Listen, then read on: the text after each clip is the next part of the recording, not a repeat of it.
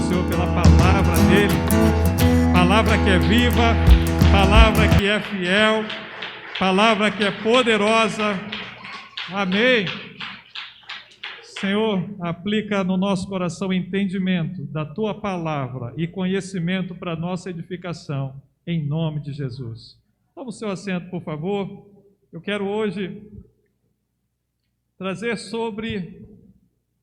no culto dessa noite a ministração em cima desse capítulo 5 do livro do profeta Daniel. E nós estamos aqui agora. Não é mais Nabucodonosor que está reinando, mas Belsazar que está reinando. Nabucodonosor governou cerca de 43 anos de governo, e antes de governar sozinho o reino, ele ainda foi corregente da Babilônia junto com o seu pai. Quando Nabucodonosor, e a história mostra isso, quando Nabucodonosor invade Jerusalém, ainda o seu pai é rei e ele está governando junto com o seu pai, e depois ele governa mais 43 anos sozinhos. Esse Nabucodonosor que está na Bíblia, no livro de Daniel, é conhecido na história como Nabucodonosor II. E aqui eu quero trazer 3 pontos curiosos dentro desse texto. Primeiro, depois de Nabucodonosor ter morrido, a gente entra na revelação bíblica de Daniel, que está no capítulo 12, daquela estátua, lembra? Aquela estátua cuja cabeça era de ouro, o peito era de prata, a cintura era de bronze, as pernas eram de ferro. Esta revelação que se cumpre até hoje, essa profecia que se cumpre até hoje.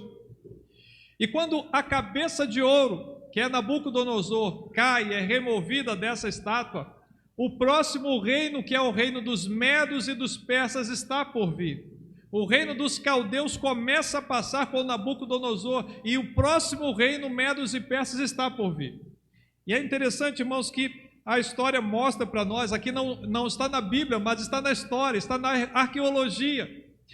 É lindo isso, é lindo. Algumas pessoas não entendem a expressão tão bela da palavra de Deus. Muitas nações, povos, muitas civilizações na face da terra foram perdidas pelo encobrimento da terra, o desaparecimento de tesouros, mas todos os escritos que constam a palavra de Deus, quer dos medos, quer dos caldeus, quer dos egípcios, toda aquela região é encontrada.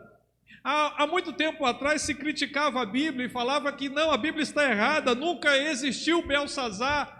E aí a história mostrou, através de achados arqueológicos, os nomes dos reis da Babilônia, porque só se conhecia em si o Nabucodonosor II, e os nomes foram vindo, e as revelações foram vindo, e Belsazar foi encontrado. Não é tremendo isso? A história mostra para nós que, após Nabucodonosor, vieram 3 reinos que reinaram durante 6 anos.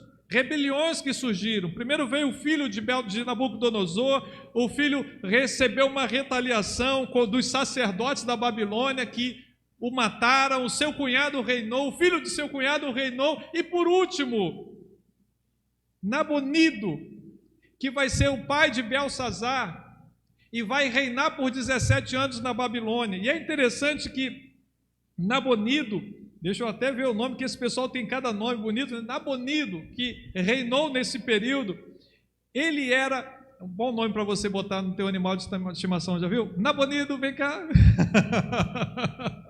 Mas é interessante que quando ele reina sobre a Babilônia, ele reina 17 anos, esse Nabonido, e olha a lindeza da palavra de Deus, esse homem era sacerdote que foi colocado na época de Nabucodonosor. Ele se casa com a filha de Nabucodonosor, que vai ser, segundo os historiadores, uma segunda rainha na Babilônia. E dela vai vir Belsazar. Quando Nabonido rege e governa, Nabonido não gostava da cidade da Babilônia, segundo alguns escritos. E ele vai começar a reinar fora da Babilônia. E ele vai colocar Belsazar, seu filho, para ser corregente dele. E Belsazar vai governar na Babilônia. Ou seja, quando nós olhamos para essa palavra, nós falamos, nossa, a Bíblia é real, ela está falando. Talvez você fale assim, mas como assim? Se é na expressão bíblica, vai dizer que Belsazar era filho de Nabucodonosor. Sim, Se olharmos na visão moderna, Belsazar era neto de Nabucodonosor. Porém, naquele tempo, as expressões bíblicas daquele tempo e daqueles povos, eles davam o nome do pai, o seu progenitor. Os israelenses falavam que eles eram filhos de quem? Quem eles chamavam por pai? E a gente vê toda hora no Novo Testamento. Nós temos por pai Abraão. O pai deles é Abraão. Se você perguntar hoje aos muçulmanos deste tempo quem é o pai de vocês, quem eles vão dizer que é o pai deles? Eles vão dizer, o nosso pai é Abraão. Se nós olharmos os livros de 1 Reis, 2 Reis, quinta-feira agora Sérgio esteve pregando em um desses momentos do Velho Testamento, e a expressão é a mesma. Quando aquele rei pecou, quando vários reis pecavam, a palavra vinha, teu pai Davi, mas ele era a 8ª geração depois de Davi, ele era a 10ª geração depois de Davi, mas Davi foi o início daquele grupo de reis, e Davi foi o início daquela genealogia, então ele é o pai. Então, primeiro a gente precisa entender a Bíblia lembrando daquele tempo. Outra curiosidade que nós temos. Outra coisa interessante que nós vemos é que, e eu já falei isso aqui, Daniel dividiu o seu livro em 2 partes. Do capítulo 1 ao capítulo 6 nós temos a parte histórica, e do capítulo 7 ao capítulo 12 nós temos a parte profética. E isso é tão interessante, você está com a Bíblia aberta, não está? É que quando a gente lê o livro de Daniel, às vezes a gente passa pelo capítulo 5 e fala assim, o reinado de Belsazar foi rapidinho, ele começou a reinar, deu uma festa, morreu e acabou. Mas se você for no capítulo 7, vai dizer assim, no versículo 1, no primeiro ano de Belsazar, rei da Babilônia, teve Daniel um sonho. Agora olha o capítulo 8, no 3º ano do reinado do rei Belsazar, eu, Daniel, tive uma visão, depois daquela que eu tivera no princípio. Então, quando a gente observa, nós vemos que o reinado de Belsazar foi muito mais rápido, amém? Foi muito mais rápido do que o que a gente pensa na leitura do capítulo 5, muito obrigado. Às vezes a gente lê e passa lá na frente e não percebe, mas o ponto está acontecendo. E aqui eu trago mais uma questão muito importante para a gente analisar. Daniel já está no capítulo 5 com cerca de 70 anos de idade, não é um jovenzinho. Às vezes a gente vê o filme de Daniel na Cova dos Leões, que é o capítulo 6, e parece que Daniel, o pessoal bota um cara jovem, na minha idade mais ou menos, bem jovem, bem bonito, bem elegante, bem estiloso, né? E aí, mas o Daniel que está lá, o Daniel daquele tempo já tinha quase uns 80 anos de idade. É o que vai ser lançado na Cova dos Leões, e se Deus permitir, domingo que vem a gente chega junto com essa mensagem. Então é interessante olhar a narrativa bíblica e entender que ela não é um peteleco, uma coisinha rápida que passa, mas é um acontecimento de anos. E aqui eu tenho um profeta Daniel, que se lembrarmos no capítulo 2, 20 anos após o reinado de Nabucodonosor, Nabucodonosor tem um sonho, e no capítulo 2 é 3º ano, no capítulo 2 é o 3º ano. No 3º ano, Nabucodonosor tem um sonho da estátua. 20 anos depois, nós vamos para o capítulo 3, e Daniel e os amigos de Daniel vão ser lançados na cova. 20 anos depois, a gente vai para o capítulo 4, e a gente tem aquele momento em que Nabucodonosor vai ter um sonho e visão e vai ser colocado como um animal. Olha a expressão de tempos, 20 anos, 3 anos, 2 anos, e Daniel é um profeta. Irmãos, o fato do homem, da mulher, do servo de Deus ser profeta, significa que Deus vai usar ele no momento que ele quiser, não no momento que os homens querem. Quando nós não lemos a palavra, nós achamos que profetiza é um dom que tem que acontecer toda hora. Toda hora tem que ter uma visão, toda hora tem que ter uma revelação. Não é assim. Para a nossa vida, Deus já deixou a palavra dele. Para a nossa revelação, a palavra está aqui. Para o nosso entendimento, a palavra está aqui. O povo cativo de Judá, de Israel, que estava na Babilônia, conhecia a palavra e vivia a palavra e buscava a palavra, o entendimento para a vida deles. E isso os fez continuar buscando a Deus, ao Deus do Abraão. Isso mostra que algumas pessoas erram tanto quando elas procuram lugar para poder ter a oração, que tem alguém que tem uma revelação, uma profecia. E essas pessoas vão a estes lugares não orar a Deus, vão a estes lugares buscar uma profecia que diga a respeito de si próprio, porque querem uma revelação exclusiva para elas.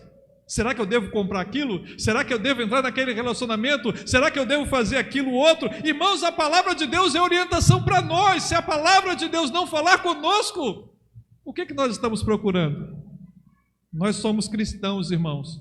Esse negócio de ir a canto, procurando profetismo para falar para nós é coisa que as pessoas fazem quando vão às sessões de cartomante e por aí vai. Lê a minha mão, lê a minha carta. Irmãos, a palavra de Deus é a leitura para o nosso coração, para o nosso entendimento. Ela é a profecia. Agora, Deus usa profetas, e usa nesse tempo, na hora que Ele quiser, para a edificação da sua igreja, não para um bem próprio, pessoal meu ou egoísta meu. Amém? Amém? Quando nós falamos de que Belsazar era corregente, e a palavra, e nós falamos diante dessa leitura que ele era corregente com seu filho, isso fica muito explícito quando nós lemos o prêmio que Belsazar ia dar a Daniel. Você lembra do prêmio que Belsazar ia dar a Daniel? Você lembra? Você leu aqui? Você leu aqui? Você vai receber púrpura, você vai receber cordão, você vai receber as melhores roupas, e no meu reino você será o terceiro. Olha que maravilhoso. Quando o faraó chama José, e José dá a revelação, o que o faraó diz? Você vai ser o segundo no meu reino, porque faraó era o primeiro. Você vai ser quem vai depois de mim, quem manda é você. Mas Belsazar aqui não poderia dar o segundo, porque o segundo era ele. Belsazar diz assim, olha, no reino já tem dois, já tem o meu pai, Nabonido, já tenho eu, você no reino será o terceiro. Irmãos, como a Bíblia é linda, na expressão, como a Bíblia é linda e tremenda. Outra coisa que talvez nos fuja a visão, é que quando a gente lê o capítulo 5, parece que do nada surgiram os medos e os persas e entraram na Babilônia. A expressão dá uma ideia, porque no final diz assim, então, Dario, persa, e aí dá a visão para nós de que aconteceu rapidamente. Não, irmãos, Babilônia estava sitiada. As guerras naquele tempo aconteciam assim, uma nação chegava na frente de outra nação e cercava. Porém, a Babilônia era uma cidade impenetrável. Era impossível entrar na Babilônia, os seus muros mediam, a dimensão de seus muros passa um carro. Então era impossível que uma nação invadisse a Babilônia. E algumas pessoas durante anos, ao olharem esse texto, sem as provas históricas, olhavam e falavam, isso nunca pode ter acontecido, isso é impossível, a Babilônia era imensa. Então eles encontraram a estratégia de Dario. Através de um rio e um córrego que passava por debaixo da cidade, ele represou a água, enquanto os babilônios estavam em suas festas, enquanto Belsazar zombava, enquanto Belsazar menosprezava a força do seu inimigo, enquanto Belsazar não observava o que Deus tinha dito ao seu pai Nabucodonosor, do reino dos caldeus que cairia. Ele estava dando uma festa, e Dario represa um rio. As águas param de passar, e o seu exército entra por baixo da cidade, e pega de surpresa os babilônios, pega de surpresa o rei, e o reino dos caldeus caiu, e a palavra do Senhor continuou a acontecer.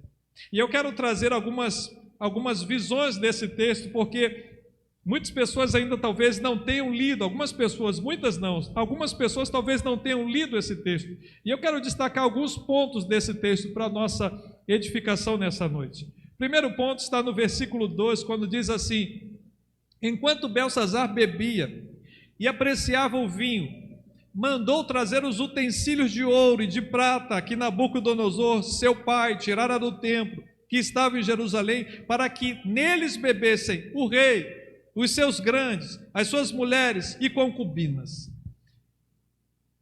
Ele tirou os utensílios. Esses utensílios que ele mandou trazer para beber, para festejar, foram os mesmos utensílios que Nabucodonosor tirou de Jerusalém. E aqui me para já a primeira atenção. Deus deixou Nabucodonosor tirar do templo dele. Aquilo foi consagrado a Deus, sim ou não? Sim ou não? Sim. Mas mesmo sendo consagrado a Deus, Deus permitiu que fosse levado. Se Deus não permitisse, Nabucodonosor não tocava neles, mas Deus permitiu, assim quis e permitiu. Estava na Babilônia, mas pertencia a quem? Pertencia a quem? A Deus. Continuava sendo dele. Quando Belsazar pega os utensílios e usurpa dos utensílios sem a autorização de Deus, recai sobre ele o pecado daquilo. Olha que coisa. E a gente está falando, irmãos, de objetos. Nós estamos falando de itens que foram consagrados a Deus. Agora, traga isso para nós. Nós somos consagrados ao Senhor. Nós somos o povo dele. Nós somos ovelhas do rebanho dele. Deus pode permitir com que a gente passe por provas? Pode e vai permitir. E passando pelas provas, nós continuamos sendo dele. Mas ai daquele que quiser tocar em nós sem autorização de Deus e querer mexer com o povo dele. Ai daquele que quiser mexer naqueles que são consagrados. Você pode dizer um glória a Deus? Ai daquele, ai daquele. Por isso, meu querido irmão, não fique preocupado quando lutas se levantem, porque você pertence a Deus com luta ou sem luta, você pertence a Ele, você é dele, e ai daquele que se levanta. Quantos que servem a Deus? Segunda coisa nesta visão, Romanos 6,13, Paulo diz assim: nem tampouco apresenteis os vossos membros ao pecado por instrumentos de iniquidade, mas apresentai-vos a Deus como vivo dentre os mortos, e os vossos membros a Deus como instrumento de justiça. Agora, não é a responsabilidade com os outros, mas comigo. Eu fui consagrado a Deus, você foi consagrado a Deus, nós entregamos a nossa vida, nós falamos assim para Ele: Deus, eu entrego a minha vida nas Tuas mãos.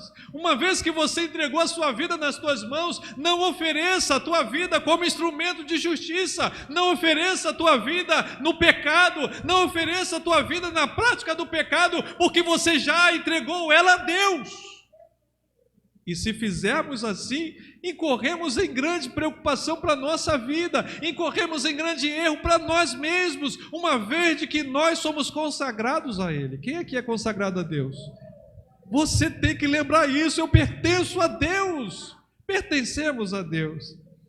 Segunda lembrança e assunto que eu quero trazer desse texto está no versículo 4, diz assim: beberam o vinho e deram louvores aos deuses de ouro, de prata, de bronze, de ferro, de madeira e de pedra.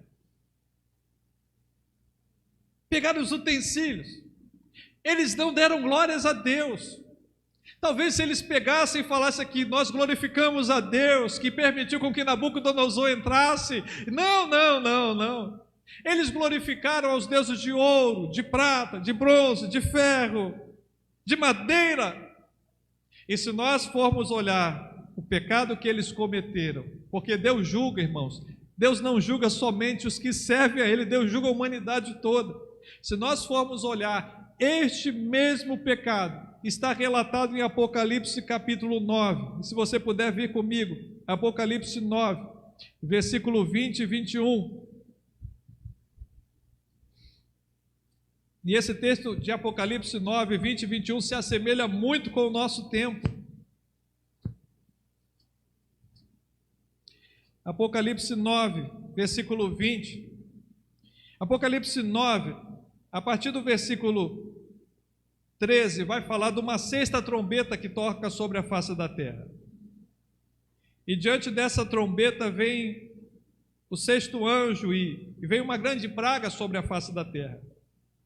E aí no versículo 20, diz assim: os outros homens, aqui no capítulo 9 está dizendo que uma parte dos homens vão morrer por causa desta ação que virá sobre a terra. Mas no versículo 20 diz assim: os outros homens, aqueles que não foram mortos por esses flagelos, não se arrependeram das suas obras, das suas mãos, nas obras das suas mãos, deixando de adorar os demônios e os ídolos. Olha, deixando de adorar os demônios e os ídolos de ouro, de prata, de cobre, de pedra e de pau, e nem podem ver, nem ouvir, nem andar, nem ainda se arrependeram dos seus assassínios, nem das suas feitiçarias, nem da sua prostituição, nem dos seus furtos. Deus vai trazer juízo sobre toda a terra por causa disso. Nós estamos vivendo uma pandemia, e eu sinceramente, hoje estava falando com Deus, eu gostaria de trazer uma palavra dizendo: olha, você vai ser abençoado, nenhum mal vai acontecer sobre você, nessa terra você vai prevalecer. Eu gostaria muito de trazer essa palavra, mas o meu coração só tem vindo o desejo de falar que a eternidade é melhor do que a vida presente, e que nós precisamos estar pronto para a eternidade, pronto para ela, porque de nada vai adiantar se tivermos todo o ouro, prata, bronze nessa terra e não tivermos na eternidade o que precisamos de ter com Deus. É Jesus quem diz que a gente deve ajuntar tesouro não na terra, mas no céu. Vai passar essa pandemia e as pessoas vão continuar nos seus pecados. Está escrito em Apocalipse. Vão continuar furtando, vão continuar cometendo homicídios. Muitos vão continuar servindo a demônios de prata, de bronze, de ouro, de pau, de pedra. E nós precisamos trazer para o nosso coração, igreja, porque nós somos chamados à santificação, à libertação em Jesus. Nós somos chamados a buscar um caminho diferente. Um caminho diferente. Amém? Amém, irmãos? Terceiro ponto que eu quero tirar desse texto. Versículo 10 a 14, de Daniel, diz assim, aleluia, quem está entendendo, dê glória a Deus. Diz assim: a rainha mãe, quem era a rainha mãe? Na que eu falei aqui, era a filha de Nabucodonosor, casada com Nabonido, que foi sacerdote. Gente, eu estou ficando fera aí. Casado com o sacerdote Nabucodonosor Nabonido. A rainha mãe, por causa do que havia acontecido ao rei e aos seus grandes, entrou na casa do banquete e disse: ó rei, vive eternamente, não te turbem os teus pensamentos, nem se mude o teu semblante.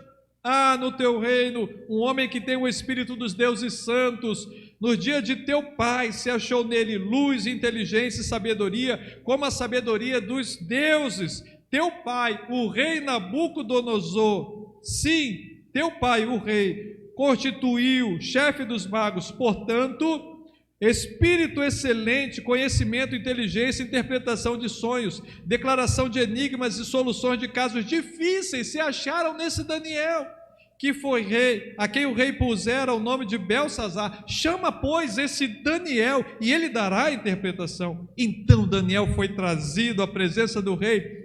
Falou o rei e disse a Daniel: és tu aquele Daniel dos cativos de Judá, que o rei meu pai trouxe de Judá?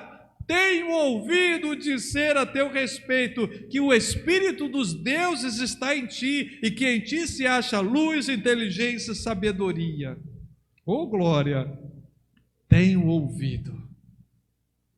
A rainha mãe diz assim: olha, ninguém, você não consegue, tem alguém no reino. Eu tenho ouvido. Sabe o que isso chama? Isso se chama de testemunho. Daniel, apesar do passar dos anos, apesar do passar do tempo, ainda recebia o testemunho de que ele andava com Deus. O testemunho da presença de Deus estava na vida de Daniel. E isso para nós deve trazer o nosso entendimento, a nossa visão de que nesse tempo nós também precisamos trazer o testemunho da vida de Deus em nós. O que as pessoas têm ouvido falar de nós, o que as pessoas têm ouvido falar a nosso respeito, o que as pessoas têm ouvido quando nos vê ou quando está perto de nós. O nosso testemunho declara a quem nós servimos. Irmãos, me permita falar aqui algo que às vezes talvez alguém não entenda. A gente não vai ser visto como crente porque a gente vai para o serviço com a Bíblia. Não. Não vai ser porque a gente passou a botar uma roupa imensa para dizer que nós agora somos crentes. Não, não, não. Irmãos, essas coisas são externas. O nosso testemunho só vai ser visto quando nós tivermos tempo de comunhão com Deus, tempo de oração com Deus. Daniel era alguém que nós vamos ver, e aqueles que já leram, que passa perseguição, inclusive religiosa, que é proibido de adorar a Deus, que é proibido de orar a Deus, e ainda assim ele permanece orando e falando com Deus, e ainda assim ele tem tempo com Deus e não tem medo dos homens. Como é que a gente quer ser visto como servos, servas, mulheres e homens de Deus, se nós não temos tempo para falar com Ele? Se nós não temos tempo para chegar diante dEle e orar? Se no nosso devocional nós não temos mais? Se a nossa vida particular não reserva um tempo de falar com Deus e orar com Ele? Se nós não podemos ter nem 5 ou 10 minutos para falar com Deus diariamente, quando Daniel se colocava 3 vezes ao dia, 3 vezes por dia. Daniel não tinha nada que fazer. Daniel era um dos presidentes.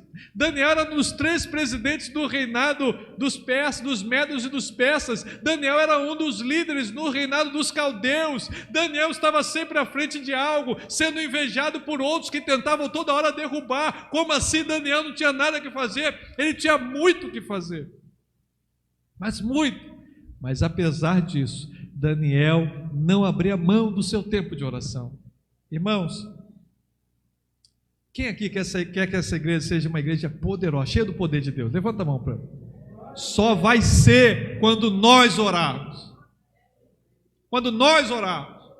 Fora isso, pode botar luz, neon, tremecer, botar e jogar fumaça. E quando cantar do Santo dos Santos, jogar uma fumaça com aquele pó e aquele cheiro de orégano, sei lá o que for. E vem...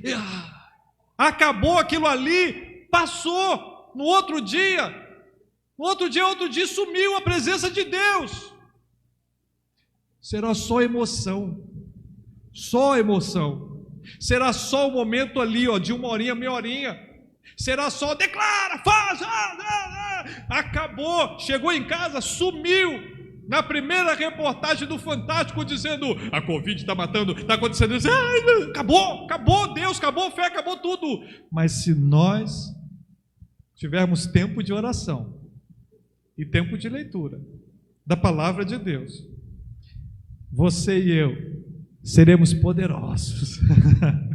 Não poder da força humana, não poder daqui dessa terra, mas o poder da presença de Deus. Falecido pastor Enéas Tonini nos deixou vários textos, várias menções, mas uma delas é mais lembrada entre os batistas nacionais. Muita oração, pouca oração, nenhuma oração, nenhum poder. Nenhum poder. Pastor, tem alguém ali que parece estar endemoniado? O senhor pode ir lá orar por ele? Porque vai lá, irmão, ora você. Não, sabe como é, né, pastor? Essa semana esse mês eu ainda não, esse ano eu ainda não orei direito, né, Pastor, o senhor tem uma oração poderosa, uma oração forte. Não existe isso, irmão. Existe você ter comunhão com Deus ou não. Existe você buscar o poder de Deus ou não. E oração não é algo que a gente faça porque a gente está se sentindo bem. A gente faz a oração porque a gente crê em Deus. É uma atitude de fé. Eu creio que Deus existe. Eu vou estar com Ele, falando com Ele. Amém? Está me entendendo, irmão? Amém? Versículo 17. Algo que Daniel vai falar. Daniel diz assim: ó rei, as tuas dádivas fiquem para contigo. Eu não quero as tuas dádivas. É interessante que o rei vai expressar aquilo que Satanás diz a Deus lá em Jó, capítulo 12, versículo 4. Quando Jó vence a primeira provação, e Satanás diz assim para Deus: tudo quanto o homem tem, pele por pele, tudo isso Ele dará pela sua vida, tudo quanto tem, tudo quanto tem. Satanás está dizendo assim: olha, se o homem precisa ficar numa situação difícil, ele até negar a ti, ele vai negar. E agora Daniel está recebendo a dádiva de um rei que diz assim: olha, eu estou preocupado. A expressão bíblica é interessante, chega a dizer que as juntas dele se amoleceram. Diz que as pernas dele tremeram. É o grande rei, mas as pernas tremeram. Eu tenho certeza que eu e você, se olhássemos aqui para uma parede e víssemos uma mão escrevendo, alguns iam dizer: glória a Deus, Hosana Maranata. Outros iam falar: meu Deus, logo hoje. Logo hoje. Agora. Ele desesperado diz assim: olha, eu dou o que você precisar, eu dou até o reinado, você vai ser o terceiro no meu rei. Daniel diz: não quero isso não. E hoje em dia nós olhamos o que? No nosso meio cristão, evangélico, Deus dá o dom de cura, de milagre para alguém, e a pessoa diz assim: olha, eu vou orar, traga a sua melhor oferta. Olha, eu quero abençoar a tua vida, traga o seu melhor dízimo para eu poder abençoar. Olha, eu quero orar aqui, mas antes nós vamos fazer uma oferta, você vai fazer... Irmãos, que diferença nós temos visto das pessoas desse tempo para as pessoas que andavam com Deus no Velho Testamento. Daniel diz assim: as tuas dádivas fiquem para contigo. É claro que o rei vai forçar isso, vai dar, mas Daniel falou: as tuas dádivas fiquem para contigo. Precisamos trazer isso à memória do nosso coração, daquilo que Deus nos deu, daquilo que Deus colocou na nossa vida. Deve ser para o serviço dEle, para o reino dEle, para a glória dEle, não para a usurpação, como tem sido feito. Se chamarmos hoje um cantor para vir aqui abençoar a igreja com a sua música, entendemos que ele tem custo, que ele tem as necessidades, que a gente pode ofertar e abençoá-lo, mas muitos vão falar assim... Não era nem bom falar isso na live, né? Mas muitos vão falar assim: ó, eu vou aí, 20 mil reais, mas não é por aí, 20 mil está pouco já hoje em dia, eu nem sei mais como está a coisa. E a gente fala assim: como é isso? Como funciona isso? Que visão é essa que as pessoas estão tendo? E quantos estão se sacrificando para ter um show, para ter alguma coisa maravilhosa, e tem que ter aquele melhor cantor, e tem que pagar X. Irmãos, nós precisamos voltar o tempo para a palavra. É alguém para ser bênção, tem que abençoar também. É alguém para abençoarmos, tem que ser bênção para nós também. É alguém para buscar a presença de Deus, então tem que estar de acordo com aquilo que diz a palavra de Deus. Amém? Agora, versículo 22. E essa expressão, ela é muito forte. Diz assim, Daniel: tu, Belsazar, que és seu filho, está falando, filho de Nabucodonosor, não humilhaste o teu coração, ainda que sabias de tudo isso. Do que Daniel sabia? Das coisas, do que Belsazar sabia? Das coisas que aconteceram com Nabucodonosor. Que Nabucodonosor teve um sonho de uma estátua e Daniel deixou a interpretação, e a interpretação estava sobre a Babilônia, de que Deus humilhou Nabucodonosor, e no capítulo 4, quando lemos domingo passado, o próprio Nabucodonosor fez um decreto real a todos os povos, línguas e nações, falando que somente o Deus de Israel era o Deus verdadeiro. Toda aquela nação, todas aquelas pessoas, todos aqueles líderes receberam o entendimento que Nabucodonosor deixou após ele. E agora vem Belsazar e não reconhece nada dos feitos de Deus, e Deus vai falar através de Daniel: tu, seu filho, você não se humilhou e nem reconheceu o que teu pai fez. Irmãos, isso me traz uma atenção muito grande, de estar atento, uma visão muito grande, de estar atento àquilo que Deus fala com as pessoas que estão próximo a mim. Porque se Deus usar o Dinho numa palavra, Deus o usou no testemunho na palavra, e aquilo é para minha edificação e para minha vida. E se eu deixar aquilo ali só para ele, eu posso cair num erro que Deus vai falar assim: eu já deixei através da vida do Dinho aquilo que você precisava. Tem uma canção que a gente canta que hoje eu estava refletindo nela, linda essa canção, mas diz assim: quero aprender com os meus erros, e não mais cometê-los. Irmãos, pelo erro do próximo, pelas coisas que já aconteceram com o nosso irmão, nós podemos aprender muito melhor e viver muito melhor. Se nós olharmos a comunidade, nossa comunidade, nós aqui mesmo, coisas que Deus já falou por um, por outro, já aconteceu na experiência de um, aconteceu na experiência de outro, e por que eu vou querer cair sabendo que há uma outra forma de viver? Querer caminhar pelos meus erros pode não dar tempo de viver tudo o que Deus quer que eu viva. Não pode não dar tempo. Eu preciso estar atento ao que Deus fala, ao que Deus falou no ministério do pastor Rubens enquanto estavam aqui, ao que Deus falou e continua falando hoje, e as coisas não mudam, e nós precisamos estar atentos a isso, porque a condenação que veio sobre Beltsazar, ele fala: olha, teu pai, mas você não se humilhou, você não reconheceu, você não viu o que foi feito, e agora recai sobre ti. Irmãos, nos despertemos. Quando alguém contar um testemunho, lembre-se desse testemunho. Quando alguém contar a palavra de Deus, lembre-se dessa palavra, traga no seu coração, aprenda. Se alguém errou, falou dos seus erros, traga aquilo para você: bom, isso aconteceu, eu não posso mais tomar esses caminhos, essas atitudes não podem pertencer a mim. Nós precisamos fazer isso no nosso tempo, para que a gente não incorra na mesma expressão de Beltsazar. Próximo, mesmo versículo 22 diz: não te humilhaste no teu coração. Nós precisamos, irmãos, tirar a soberba que existe no nosso tempo. O nosso tempo é um tempo de muita soberba. O nosso tempo é um tempo de muito egoísmo. O nosso tempo é um tempo em que as pessoas não mais querem buscar a Deus e se humilhar diante de Deus e reconhecer diante de Deus e reconhecer quem é Deus. E nós somos a igreja de Cristo Jesus, precisamos ter uma outra postura. Amém? Versículo 25, 28, a interpretação, e forte essa interpretação, diz assim: mas esta escritura que se traçou, Mene, Mene, Tekel e Parsim, esta interpretação, Mene, contou Deus o teu reino e deu cabo dele, Tekel, pesado forte na balança e achado em falta, Pérez, dividido foi o teu reino e dado aos medos e persas. Irmãos, Daniel não quis mudar aqui nada, não mudou nada, não, ele não mudou nada.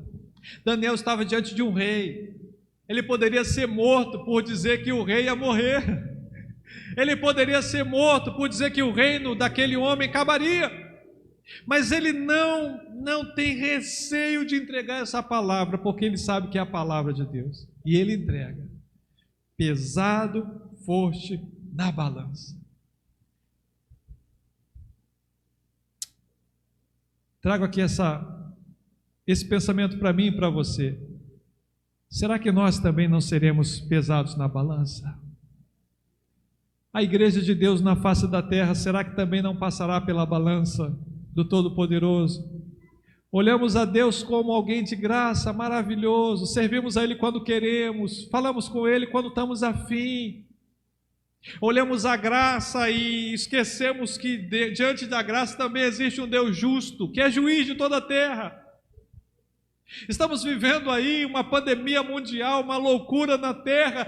Deus já tem pesado a terra, Deus já tem pesado as nações, Deus já tem colocado na balança os reinos, os governos, as nações, o mundo.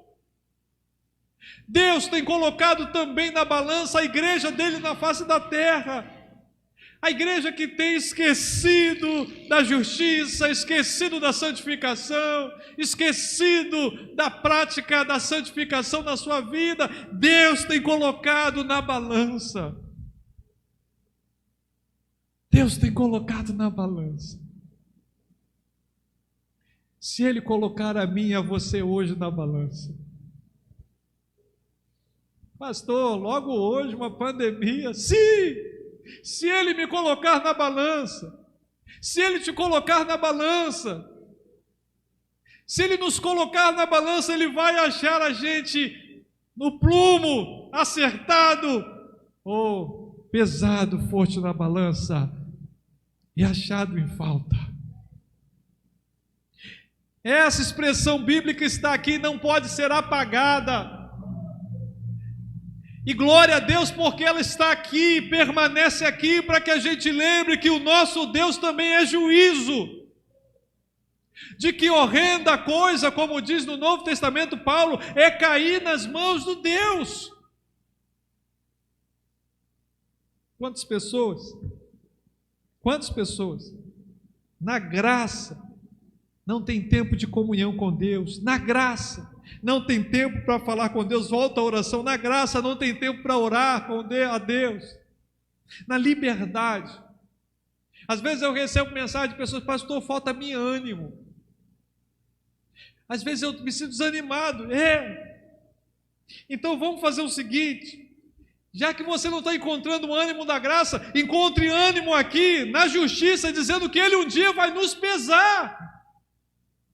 Porque parece que falta-nos o entendimento dessa palavra para voltar a ter temor a Deus, reverência a Deus, o temor que lhe é devido. Deus não é um brinquedo, Deus não é uma estatuazinha que está ali, e que quando eu passo eu dou um beijinho, e volto, e passo de novo.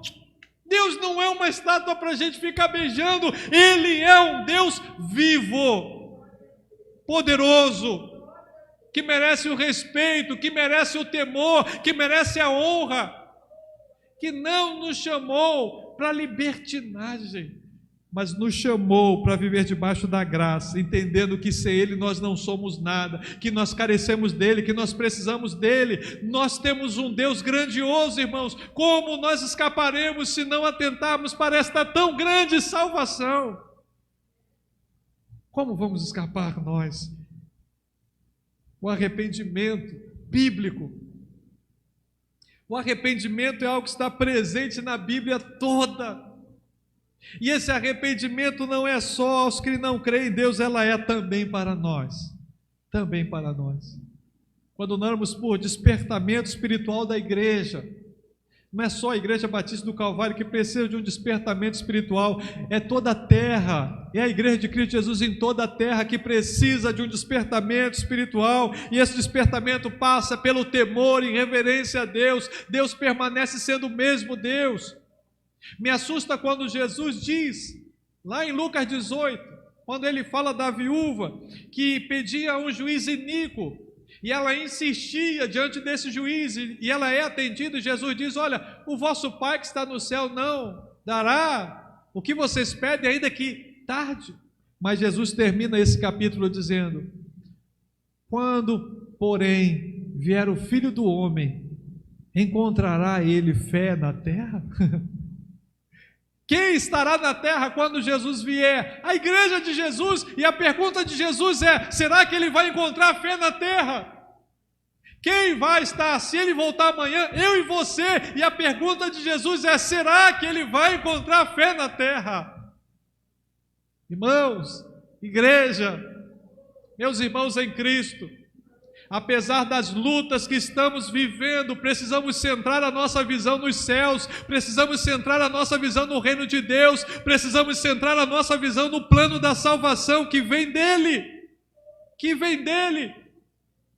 Vamos viver, vamos trabalhar, vamos ter os cuidados, vamos lutar por todas as coisas, mas não podemos esquecer dEle na nossa caminhada, dEle na nossa vida, porque essa palavra permanece aqui, pesado, forte na balança e achado em falta. E a palavra para esse rei é: hoje mesmo, seu reino será tirado. Esse rei não se arrependeu. Esse rei tudo bem, dá uma roupa para ele, traz anel, traz cordão, obrigado pela tua interpretação. E a palavra vai dizer algo que para os homens era impossível acontecer: a Babilônia cair numa noite. E Dario, Medo, Persa, por uma estratégia que a própria arqueologia comprova, vai entrar na Babilônia, numa cidade impossível de ser invadida. Vai entrar por debaixo de um canal de água, com todo o seu exército, E vai se cumprir o que está no versículo 30. Naquela mesma noite foi morto Belsazar, rei dos judeus, e Dario Medo, com cerca de 62 anos, se apoderou do reino. A palavra de Deus se cumpre. A palavra de Deus continua. Nós cantamos aqui a última canção de louvor: os reinos se abalam, os povos se curvam. Os reinos vão continuar se abalando, os povos vão continuar se curvando. Eles podem se levantar e declarar e colocar editos e dizer coisas e propor contra Deus, mas eles vão continuar sendo abalados por Deus, porque o nosso Deus é maior do que qualquer reino humano, é maior do que qualquer reino dessa terra, e a palavra de Deus vai permanecer. Deus continua na regência da história. Deus continua na regência das nações. E eu concluo essa palavra lembrando a ti, a você, irmão que está aqui, aquele que nos assiste, lembrando da necessidade do temor a Deus na nossa vida. Não podemos servir a Deus de qualquer maneira. Não podemos servir a Deus de balde. Não podemos servir a Deus quando eu estou afim. Não faz sentido a vida cristã, mas muito pelo contrário, precisamos entender que Ele permanece o mesmo Deus da história. E hoje nos colocarmos na presença dEle. O julgamento, diz a palavra de Deus, Paulo diz, começa pela casa do Senhor. Deus vai começar julgando a nós. Pensa que Ele começa na casa por você, Ele começa por mim.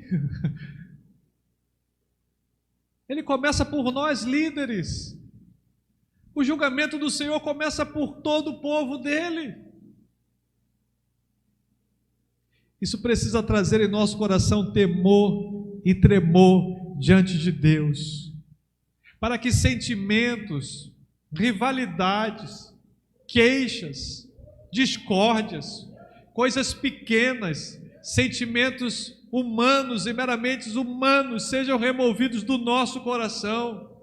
Coisas que não deveriam existir na igreja de Cristo Jesus, mas às vezes nós ouvimos por aí coisas que acontecem que a gente fala, isso não deveria mais existir, mas existe. E se nós olharmos o temor que precisamos ter a Deus, nós vamos entender que o Deus que servimos conhece o nosso coração. Quando a gente entra nesse lugar e de repente olha para alguém e fala, não vou com a cara dele, Deus conhece o coração. Suporto o Dinho. Deus vê o coração. Quando olho para Daniele, meu Deus, Deus vê o coração. Precisamos trazer no nosso coração temor, para tirar todos os sentimentos que nos afastam da presença dEle. Amém?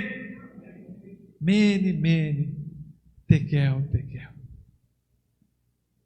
Irmãos, que quando Deus sondar o nosso coração, Ele possa encontrar um coração humilde.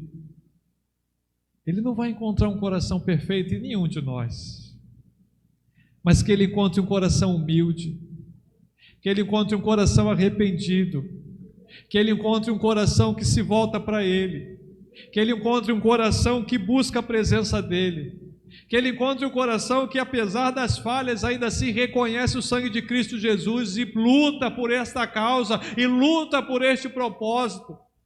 Achar que um dia seremos, como se diz, imperfeitos, que nunca teremos uma imperfeição, que seremos achados sempre perfeitos, é não ser humano, é não ser humano. Quem em alguns momentos da sua vida não vai chorar, quem em alguns momentos da sua vida não vai questionar Deus, quem em alguns momentos da sua vida não vai ter dias difíceis, mas apesar desses dias, que Deus nos encontre com um coração humilde, um coração quebrantado, porque a palavra de Deus diz, a um coração humilde e quebrantado, Deus jamais desprezará. Que Ele não encontre em meu coração e em teu coração nenhuma soberba, nenhuma arrogância, nenhum sentimento de divisão, nenhum sentimento de mesquinhez. Que Ele não encontre a inveja no nosso coração, mas que Ele encontre um coração adorador, um coração humilde na presença dEle. Amém? Amém? Vamos ficar em pé. Vamos cantar esta canção mais uma vez e entregar a nossa oração diante da presença dEle. Aleluia.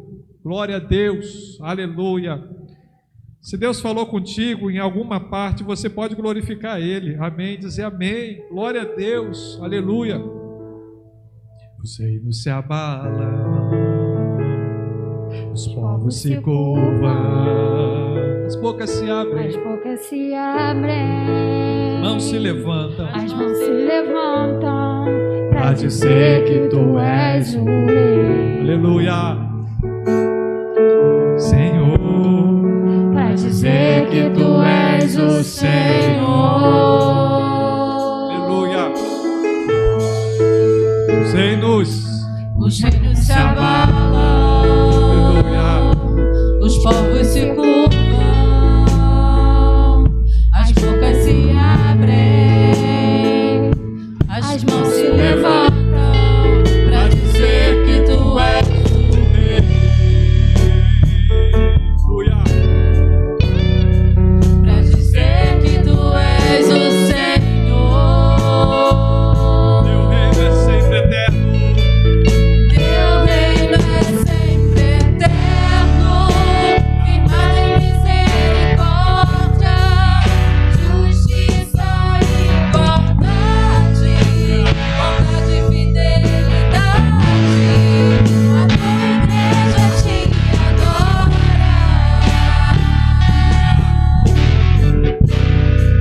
A Tua igreja te adora.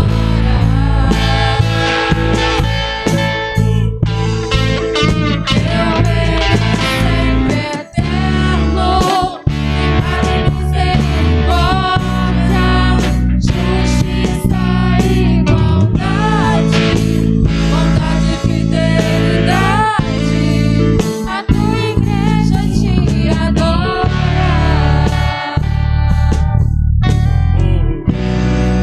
A Tua igreja te adora. Só o teclado agora. E os instrumentos bem baixinho. Nós acabamos de dizer, a tua igreja te adora. Você pode adorar o nome do Senhor? Aleluia. Aleluia. Aleluia. Você pode adorar aquele que vê, que conhece você. Aleluia. Aquele que sabe todas as coisas, aquele a qual você é consagrado. Você pode adorar Ele. E entender que você pertence a Ele, é a mais ninguém. Aleluia, aleluia, aleluia, aleluia. A quem você pertence, meu irmão? Aleluia. Você pertence à tua esposa? Aleluia. Ou você pertence a Deus? Você pertence ao teu marido? Ou você pertence a Deus? Aleluia. Quem vem primeiro? É o teu filho ou é Deus quem vem primeiro? É o teu pai, a tua mãe ou é Deus quem vem primeiro? Você pertence ao teu patrão ou você pertence a Deus primeiro? A quem nós pertencemos primeiro? Jesus vai dizer: aquele que não amar pai, mãe, filho, filha, e não me amar primeiro. A Bíblia diz: buscai o reino de Deus em primeiro lugar. Oh, meus irmãos, diante dele a gente não vai poder ter desculpa dessas não, hein? Eu não vou poder dizer: não, Deus, a minha esposa não queria que eu orasse, a minha esposa não queria que eu pregasse, a minha esposa não queria que eu fosse na igreja. Não, Deus, a minha esposa estava chateada, eu não. Não, Deus, eu não vou poder ter essa desculpa para Deus. Ou eu sou servo dele ou não sou. Ou ele vem primeiro ou eu não venho. Ela não pode dizer: Deus, eu não podia porque o meu esposo não queria. Ela e Deus vem primeiro que a minha relação. Mas quantos nesse tempo? Quantos nesse tempo? Quantos nesse tempo? Se o casal está chateado, não vem na igreja. Se o casal está alegre demais, não vem na igreja. Eu não sei quando é que vem na igreja. Se está chateado com pai e mãe, não vem na igreja. Se brigou com o filho, não vem na igreja.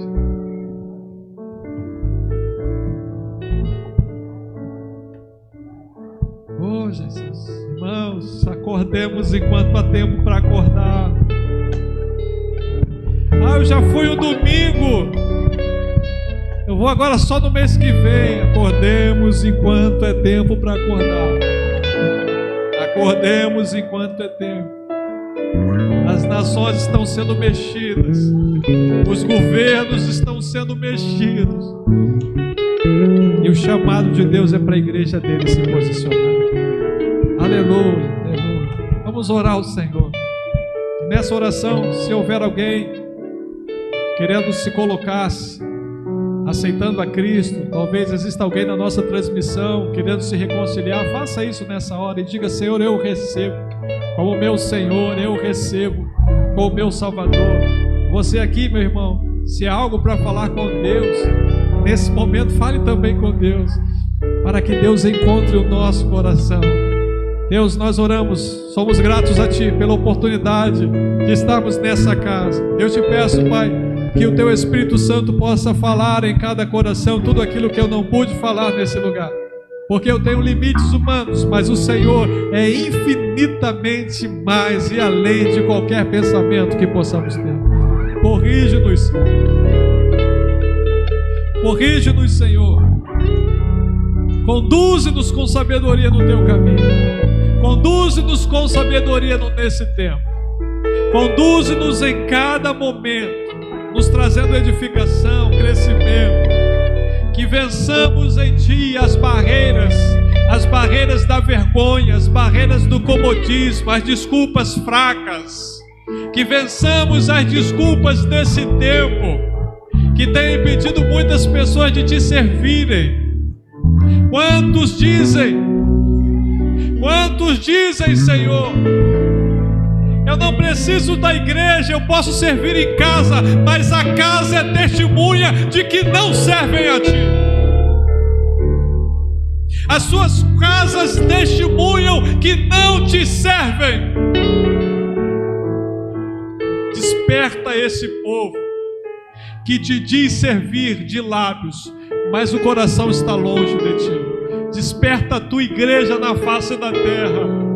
Desperta nós, pastores, que estamos vivendo esse tempo, e quantos de nós estão desapercebidos, achando que é um tempo sabático, quando este é um tempo de grande trabalho para a volta de Cristo. O Senhor não deu descanso à terra, o Senhor não deu descanso a nós, mas o Senhor nos tem chamado a clamar e a se posicionar na Tua presença diante do Senhor por essa terra. Tira de nós os enganos desse tempo, conduze-nos pelo Teu Espírito, e que quando o Senhor olhar para o meu coração e para o coração de cada um dos meus irmãos em Cristo, o Senhor possa achar um coração humilde, um coração prostrado diante da Tua presença, um coração quebrantado diante de Ti, um coração pronto a Te servir, um coração que Te ama, um coração que Te adora, e que aquilo que nos impede de exercer isso na nossa vida seja removido. Nós Te pedimos em nome de Jesus, e eu também peço a bênção, o renovo, o fortalecimento na fé, na vida de cada um dos Teus filhos. Eu oro por aquele que talvez nessa noite esteja se arrependendo, que o Senhor o receba nesta hora e gere uma nova vida através de Cristo Jesus. Assim Te pedimos, Pai, em nome de Jesus, para a glória do Teu nome. Toda a igreja diga amém. Amém. Deus te abençoe, rica e poderosa.